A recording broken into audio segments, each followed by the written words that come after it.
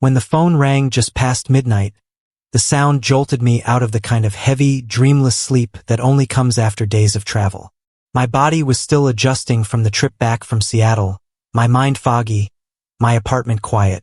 I almost didn't answer, but something about the persistence of the ring pulled me upright, feet hitting the floor before I even thought about it.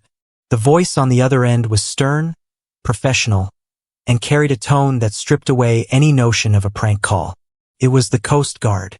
They wanted to know why my boat, the Lucky Escape, was 5 miles offshore, carrying a dozen passengers, loud music, and not a single registered safety measure in sight. My name was attached to the vessel. The responsibility was mine, they reminded me, and they wanted me down at the marina immediately. The words sank in slowly.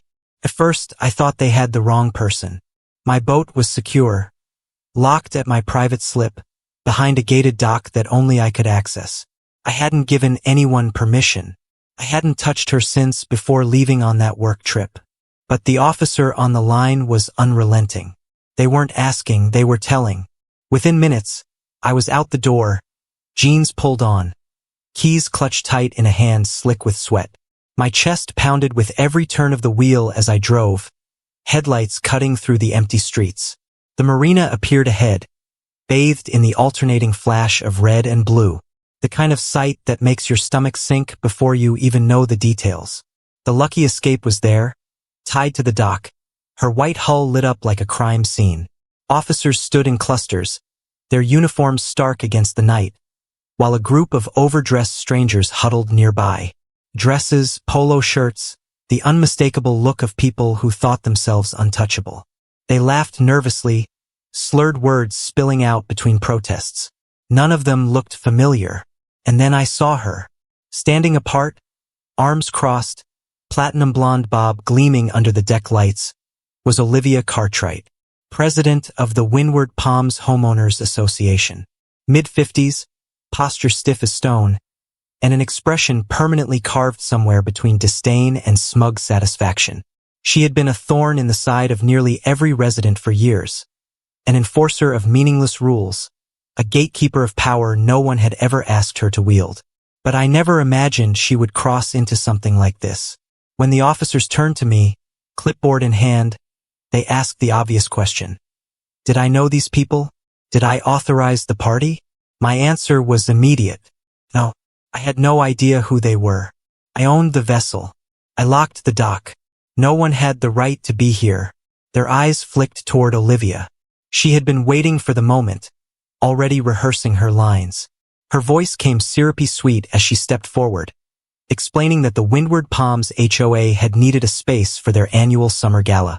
The clubhouse was under renovation, she claimed, and my boat was simply the most presentable option.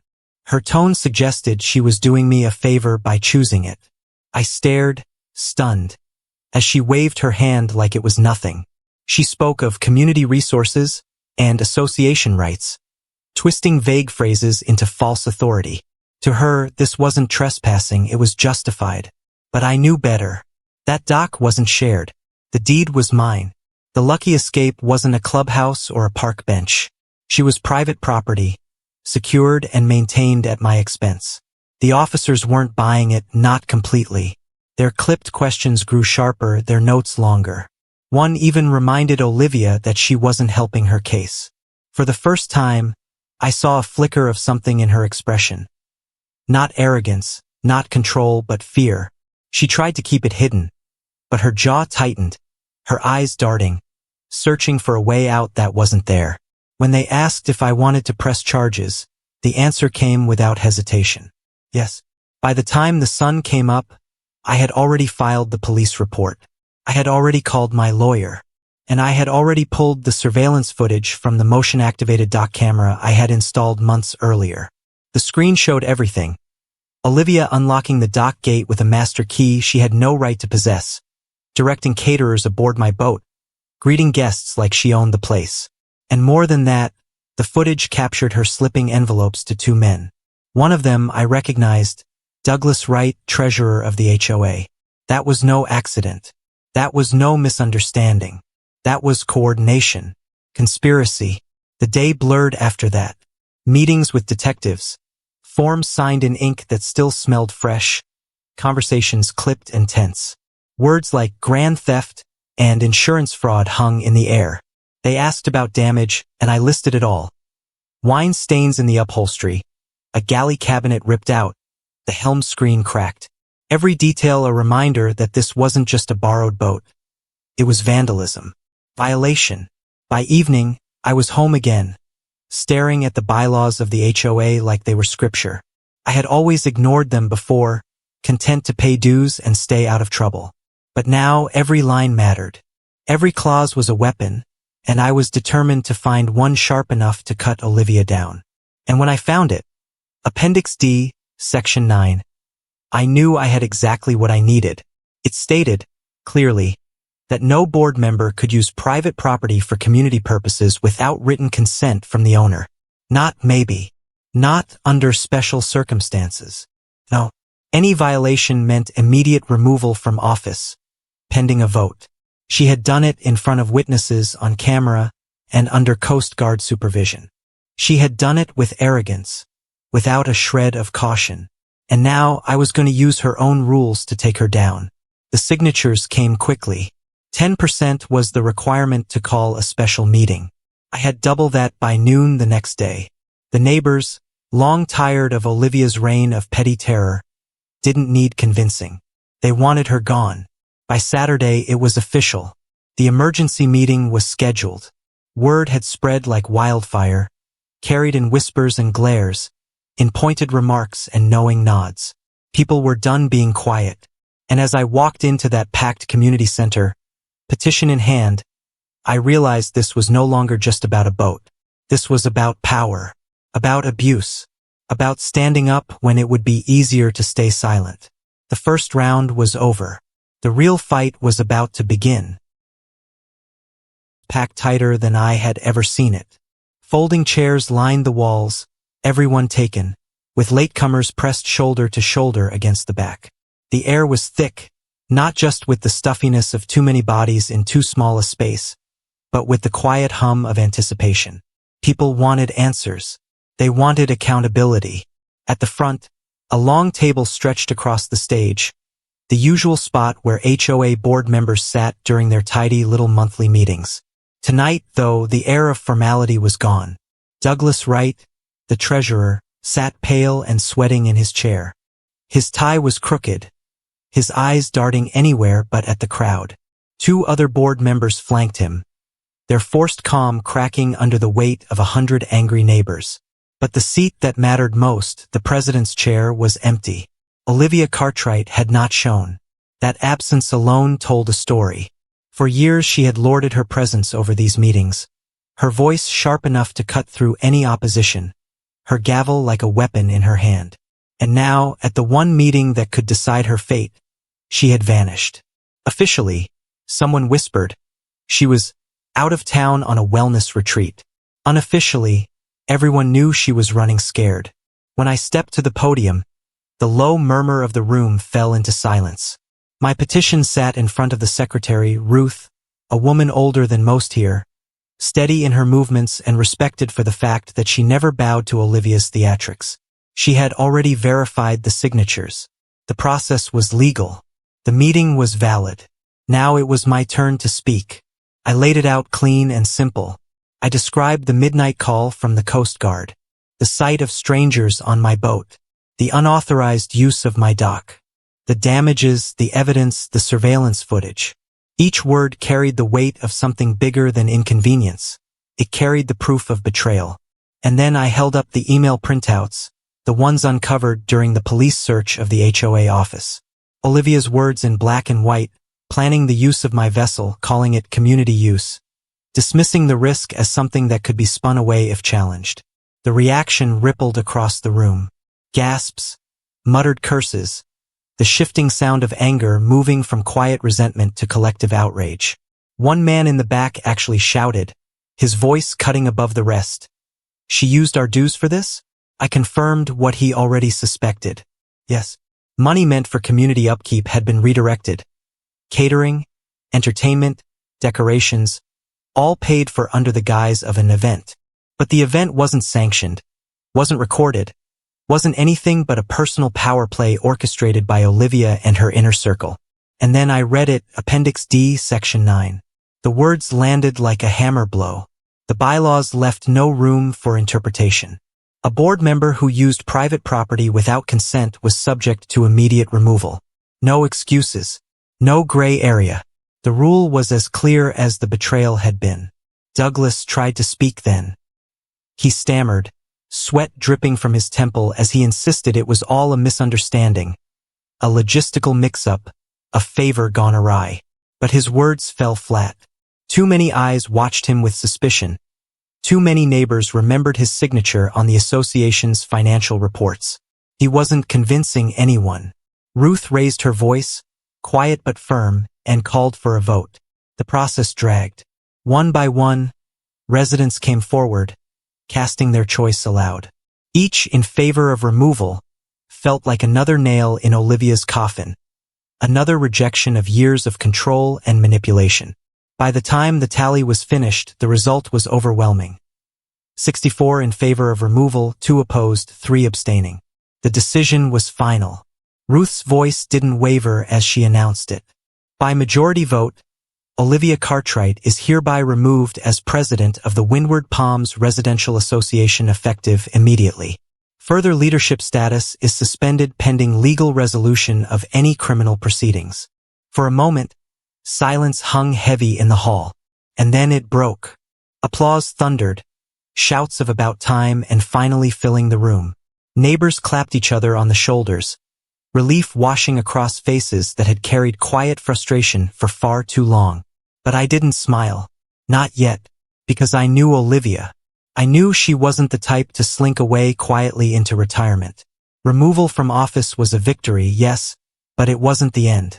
Not for someone who had built her identity on control, who had cultivated fear and obedience like a gardener tending roses.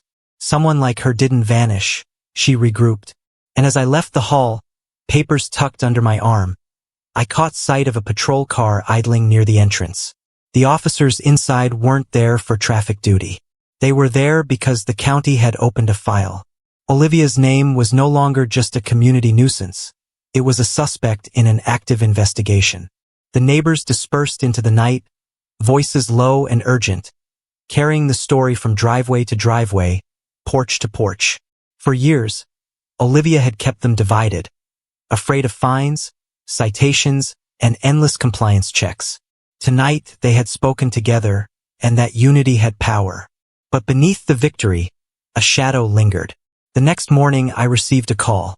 Not from Detective Clean, who had been handling the property crimes report, but from someone else. A man introduced himself as Agent Rafael Mendoza with the Department of Homeland Security. His tone was clipped, professional, and far too serious for a simple HOA scandal. He asked me to come to the precinct. I assumed it was more paperwork, maybe clarifying the Coast Guard's report. But when I walked into that windowless conference room and saw the file he slid across the table, I realized the scope of this was far larger than I imagined. Inside were bank records, financial ledgers, and guest lists from the night of the party. At the bottom of the list, 2 names were circled in red. Mendoza explained that they weren't neighbors, weren't community members. They were aliases connected to an interstate wire fraud operation. Olivia Cartwright hadn't just borrowed my boat for a party. She had used it as cover for something much bigger, much darker, and far more dangerous. And that was when I understood. The removal vote was just the beginning. The real storm was still coming. On the table looked deceptively ordinary. Manila folder, clipped papers, pages of numbers and names. But when Agent Mendoza gestured for me to open it, I realized that every sheet inside pulled the story further away from neighborhood squabbles and petty HOA power trips, and closer to something that could ruin lives on a national scale. The first pages were financial ledgers, columns of transactions tied to the Windward Palms Residential Association. To the casual eye, they looked routine: landscaping costs, clubhouse upgrades, dock maintenance fees. But alongside them were notes in red ink, showing inflated invoices, duplicate entries, and transfers routed through obscure accounts. Then came the bank statements. Money funneled from association accounts into something called the Windward Coastal Enrichment Fund. The name sounded harmless, almost noble. According to Mendoza, it was anything but. It was a shell nonprofit Olivia had registered, a paper front with no real programs, no staff, no purpose beyond laundering funds. I flipped to the next page. A guest list from the night of the boat incident. 12 names, most of them residents I didn't recognize. But at the bottom, 2 stood out, circled in heavy red ink. Their aliases matched individuals tied to an interstate wire fraud scheme. Buyers, Mendoza explained. They had come to Windward Palms to be wined, dined, and convinced. That was why my boat had been chosen. Neutral territory, no paper trail, a convenient stage for a deal that couldn't afford scrutiny. It hit me then that the trespass wasn't just arrogance, it was calculated. They thought they had found the perfect cover, the perfect alibi. But they hadn't counted on the Coast Guard stumbling into their party. And they hadn't counted on me having a camera hidden on the dock. Mendoza leaned back, his eyes sharp but calm. Olivia wasn't just abusing HOA power. She was facilitating fraud, coordinating with out-of-state players, using her position not only to control residents but to siphon funds and forge deeds. In 6 years, she and her circle had diverted nearly $3 million. $3 million. All the petty fines, the invasive rules, the obsession with appearances, they weren't just about control. They were cover. Distractions to keep residents compliant, while the board quietly drained money through inflated invoices and fabricated community projects. A seawall inspection that never happened. Landscaping upgrades from a contractor who didn't exist. A clubhouse expansion billed 3 times over. And the worst part? People had accepted it. They had paid their dues, shrugged off the fines, avoided confrontation. No one questioned where the money went because they believed the illusion Olivia carefully maintained. Until she broke into the wrong boat. I left the precinct with the weight of the file heavy in my hands. By the time I returned to Windward Palms, the whispers had spread. A bulletin board near the marina now displayed a printout of a local news article. HOA president under federal investigation. Someone had scrawled across it in marker. So much for the summer gala. Neighbors gathered in clusters, their faces etched with a mix of anger and grim satisfaction. For years, Olivia had ruled with intimidation, but now her empire was crumbling in full view of the community. Even Mr. Roth, the retired firefighter who had once sworn off neighborhood politics, stood with a clipboard, forming what he called a transitional committee. He pressed it into my hands. They wanted me involved, he said. They needed me, the one who had stood up when no one else did. I resisted at first, thinking of the legal documents piling on my desk, the boat repairs, the exhaustion already gnawing at me.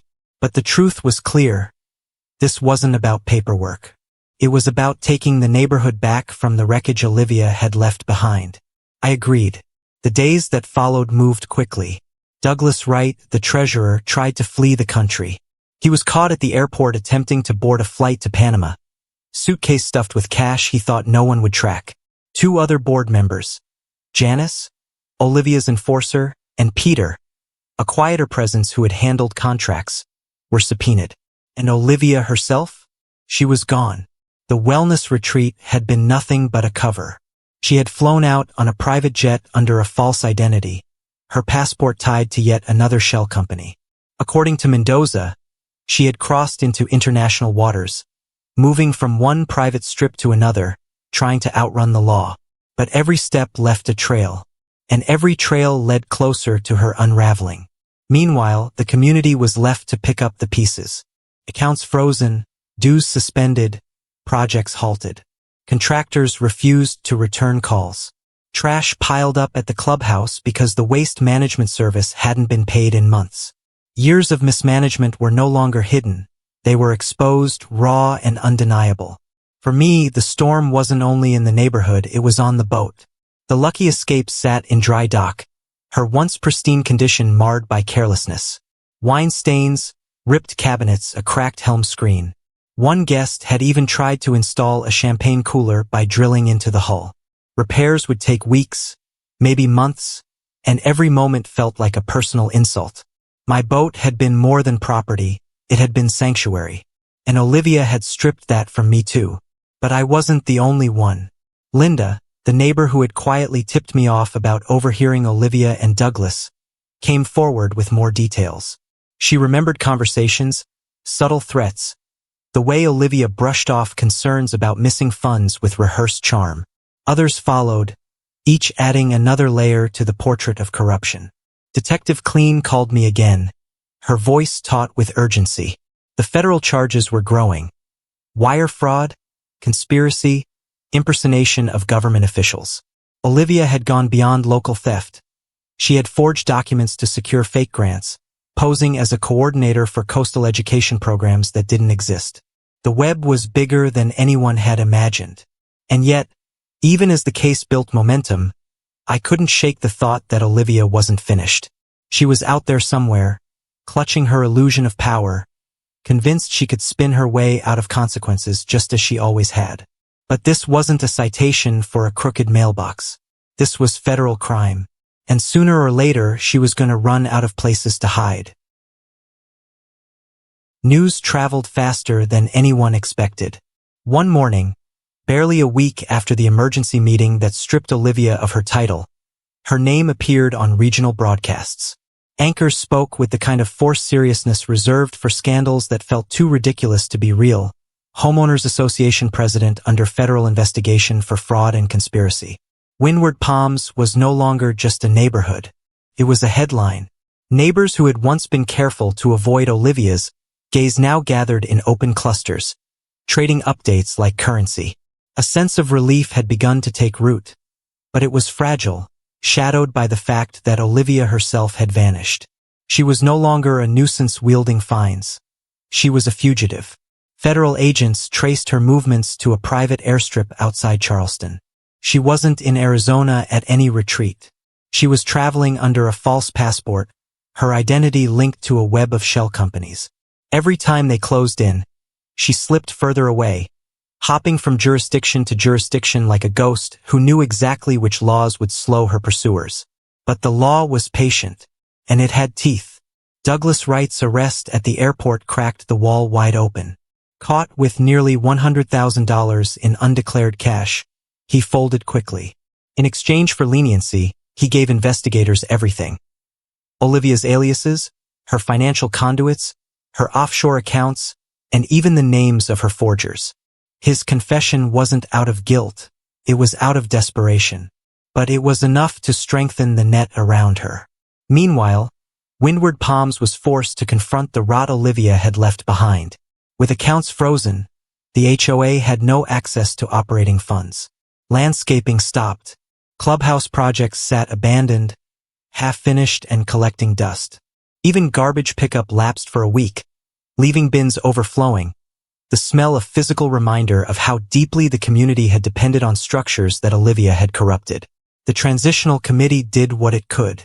Meetings shifted from catered affairs with polished speeches to folding chairs, handwritten agendas, and residents volunteering to take shifts mowing common lawns. What had been an empire of intimidation was slowly becoming something different. Cooperation. People who had once avoided each other now worked side by side. But it was clear, everyone still carried the weight of betrayal. For me, the days blurred into legal paperwork and boat repairs. The lucky escape remained in dry dock, her injuries catalogued like scars. A cracked helm screen, torn upholstery, plumbing damaged beyond repair because someone had tried to flush plastic cups down the head. Every repair estimate I signed reminded me of the night I got that call, the moment I realized how badly Olivia had crossed the line. Yet the repairs were more than restoration. They were a promise to myself that her recklessness wouldn't define my boat, that the sanctuary I had built on the water would not be reduced to the memory of a hijacked party. Then came the call. It was Agent Mendoza again. His tone clipped but carrying a trace of satisfaction. Olivia had been located Grenada of all places. She had attempted to board a yacht under a fake company's registration, her notary and another accomplice at her side. The Coast Guard flagged it, the extradition process already set in motion. The chase was nearly over. Hearing those words, I expected to feel triumph, relief, maybe even joy. But instead, I felt something heavier: inevitability. Olivia had spent years convincing herself she was untouchable, weaving lies into bylaws, disguising theft as community duty. She had believed her own illusion, and now, sitting in a cell half a world away, she was about to face reality. But while the federal case escalated, life inside Windward Palms shifted again. The media descended, vans parked outside the gates, cameras eager to capture soundbites. Neighbors who once shrank from the spotlight suddenly found microphones shoved under their noses. Words like Dockgate began circulating in headlines, reducing years of manipulation and theft into a single catchy phrase. For some, it was vindication. For others, it was humiliation. No one wanted to be known as the neighborhood where the HOA turned criminal. At the next committee meeting, I stood up near the end. The discussion had been about budgets, temporary services, the endless logistics of rebuilding. But what needed saying wasn't on paper. I reminded them that this wasn't just about money or bylaws. It was about trust. About the ease with which a community had handed power to someone because it was simpler not to ask questions. That complacency had been Olivia's greatest weapon. There was no applause when I finished, no triumphant cheer. Just nods. Quiet, steady agreement. It was better that way. Applause faded. Agreement meant people were ready to work. The following week, I was summoned to testify before a grand jury. The questions were relentless. Did I authorize the use of my dock? Had I ever signed documents tied to the nonprofit? Did I know about the association's inflated invoices? Each answer was clear, concise, undeniable. No, no, and no. When it ended, I stepped outside into the sharp light of afternoon, only to find Mendoza waiting. He told me Olivia's charges had expanded. Impersonation of federal officials, falsification of legal documents, obstruction of justice. The nonprofit she had created had been used to secure a fake grant for coastal education programs that never existed. Just a hollow website, stock photos, and forged letters. It wasn't just theft anymore. It was systemic fraud. And still, I couldn't shake the thought of her sitting somewhere, scheming, convinced she'd find a loophole. Because that was who she was. Not a leader, not even a criminal mastermind, but a parasite who believed control was her birthright. But parasites don't survive once the host stops feeding them. And Windward Palms had finally cut her off. The courthouse smelled faintly of old paper and disinfectant, the kind of scent that lingered in buildings where too many disputes had been fought and too many secrets had been dragged into the light. When I walked through its doors, the folder under my arm labeled WPR Association Civil Action felt heavier than it should have. The weight not in the paper itself but in the years of abuse and intimidation it represented. Inside, the courtroom was smaller than I expected. The walls were paneled in wood, the lights humming overhead, and the air carried that strange mixture of formality and exhaustion found in rooms where justice was supposed to be served but rarely felt clean. Judge Harlan Whitford sat behind the bench, his expression flat, already tired of whatever HOA drama had been stacked on his docket before. He had the look of a man who had read too many petty disputes about fences and garbage bins. But this case wasn't petty. Not anymore. At the defense table sat Douglas Wright, thinner than I remembered, his suit hanging loose, his hands folded tight in his lap. His eyes never met mine. On a wall-mounted screen, two other board members, Janice and Peter, appeared by video feed from their detention facilities, their images grainy but their discomfort unmistakable.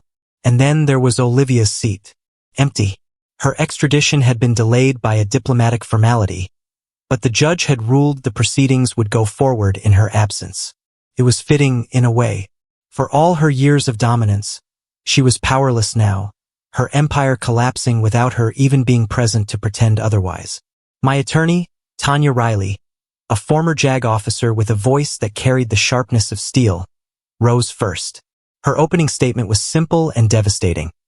The Windward Palms Residential Association, under the leadership of the defendants, had knowingly exploited private property, misappropriated funds, and breached fiduciary duties for personal enrichment.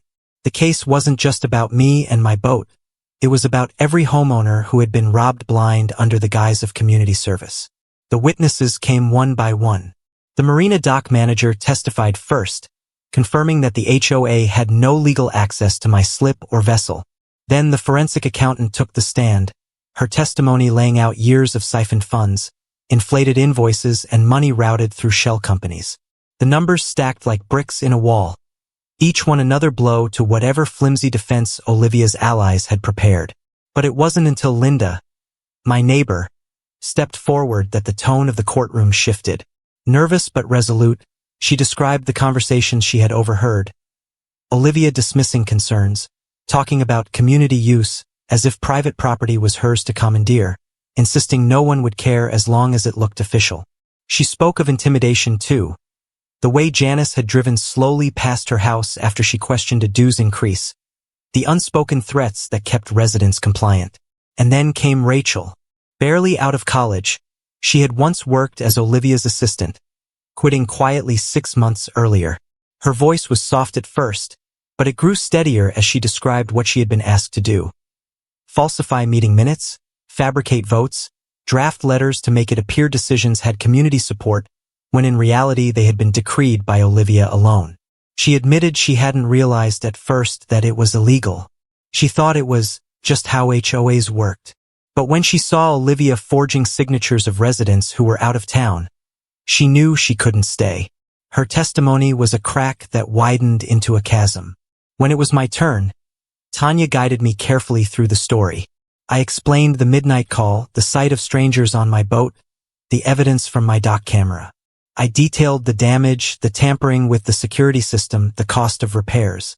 And then she asked the question that lingered over everything. Was this a misunderstanding? I didn't hesitate. No, this wasn't miscommunication. This was calculated theft. They knew I was out of town. They accessed a locked dock, tampered with my property, and used the boat to entertain buyers tied to a fraudulent real estate scheme. That wasn't an accident. That was organized crime. The defense tried to twist it, of course. Their attorney, a man who looked like he'd been pulled straight off a golf course, asked if HOA events were sometimes held in shared spaces. I confirmed they were. But my dock wasn't shared. I reminded him. The deed was mine. The judge, already impatient, cut him off by noting that property lines had been verified 3 times. The defense had nothing left but smoke. The next day, the prosecution unveiled the piece of evidence that ended any doubt. Audio recordings taken from Olivia's laptop. Dozens of voice memos, her arrogance immortalized. In one, she said plainly, "If we get pushback, we tell them it was sanctioned. If he sues, we tie him up in court until he gives up. Homeowners don't have the stomach for legal drama." The words echoed in the silent courtroom. The arrogance, the cruelty, the casual confidence that no one would ever fight back. It was all there in her own voice. By the end of the week, the case had outgrown its civil roots. It had become a full federal prosecution. Wire fraud, conspiracy, obstruction, forgery. The judge ordered asset freezes on all defendants. Their bank accounts, vehicles, even vacation homes, all seized under the RICO statute. Douglas's plea deal collapsed when investigators discovered he had hidden a second shell company. Whatever leniency he had hoped for evaporated, his fate sealed by his own dishonesty. And then, on the final day of proceedings, the judge issued summary judgment. The HOA was dissolved by court order. Its assets were placed into a restitution fund to repay homeowners who had been defrauded. For my part, the court awarded full coverage of repairs for the lucky escape, plus damages. But the money wasn't the victory.